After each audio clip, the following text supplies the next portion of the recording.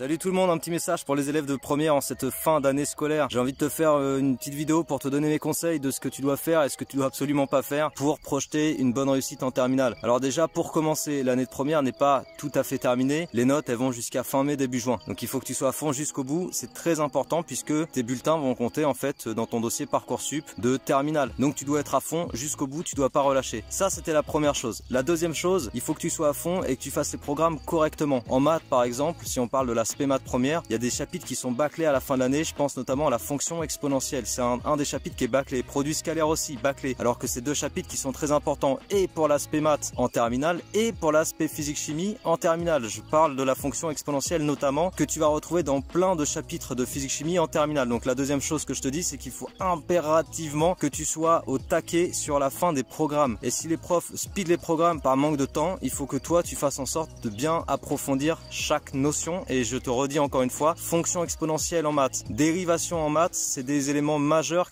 avec lesquels il faut que tu sois à l'aise pour la terminale et en maths et en physique chimie. Voilà, ça c'était la deuxième chose. Troisième chose, sur tes choix de spécialité, il faut que tu choisisses des spécialités en accord avec ce que tu veux faire après le bac. Il faut absolument que tu gardes ça en tête en fait, qu'après le bac tu peux te retrouver dans des situations où tu es bloqué. Voilà, je l'ai vu avec beaucoup d'élèves en études supérieures qui se retrouvent à faire des remises à niveau et c'est relou et ça prend du temps et c'est parfois très difficile parce que finalement ils n'ont pas le niveau, ils n'ont pas les compétences requises pour certaines filières. Donc le choix de tes spécialités doit être en accord avec ce que tu veux faire plus tard. Par rapport aux spécialités plus en détail, là je vais parler aussi pour les élèves qui sont en seconde et qui écoutent cette vidéo. Ne fais pas l'erreur, absolument ne fais pas l'erreur de jeter l'aspect maths en première si tu gardes physique chimie. Pour moi c'est une grosse erreur, ça ne devrait pas être accepté.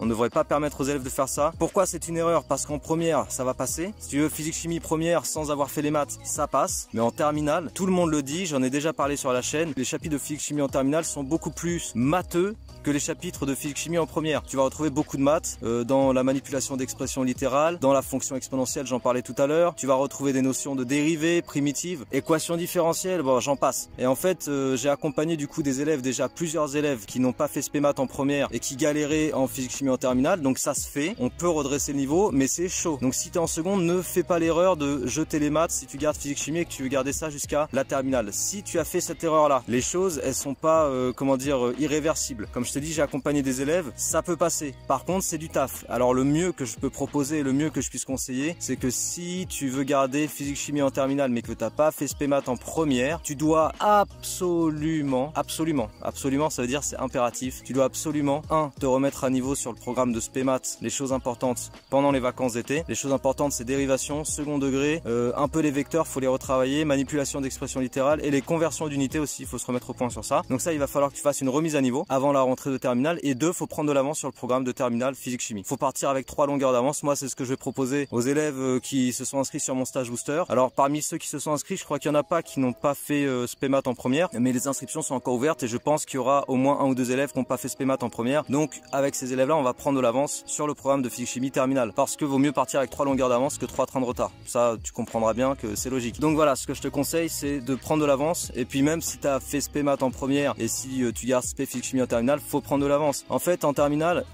S avant, c'était rare que j'avais des élèves qui me disaient qu'ils faisaient 3 chapitres en même temps en physique chimie. C'était rare, tu vois, ça arrivait, mais c'était pas la norme. En général, c'est un chapitre, voire 2 chapitres. Aujourd'hui, c'est rare que des élèves de terminale en physique chimie me disent qu'ils font un seul chapitre en même temps. Tu vois, la norme, c'est plutôt 3 chapitres en même temps. Ça va très vite. Les histoires d'épreuves au mois de mars n'y sont pas pour rien. Le programme de physique chimie en terminale, il est dense, il est faisable, mais il est dense et du coup, faut speeder. Et pour speeder, si tu speeds en cours d'année en démarrant en septembre, ça va très vite. Si tu prends de l'avance, ça va être tranquille. Donc moi, ce que je conseille, c'est prendre de l'avance. C'est encore une fois ce que je propose avec mon stage booster. Je mets le lien en descriptif de la vidéo si certains veulent aller voir ce que je propose. Et faut pas hésiter à me contacter pour avoir plus de renseignements. Voilà, c'est les conseils que je pouvais donner par rapport à bien finir ton année de première. C'est très important. Encore une fois, si tu savais le nombre d'élèves que je vois en, pas détresse, mais en grosse difficulté avec les dossiers Parcoursup parce que ils se retrouvent à pas pouvoir faire ce qu'ils voulaient faire, je me dis à chaque fois, purée, c'est tellement dommage. Juste en anticipant, t'évites plein d'écueils. Donc le secret, c'est l'anticipation, les amis. Et c'est pour ça que je fais ce genre de vidéo, que je transmets le message. J'espère que le message est passé. N'hésite pas à m'en parler dans les commentaires, n'hésite pas à venir m'en parler sur Instagram. Force à toi, courage, motivation et à très bientôt. Ciao.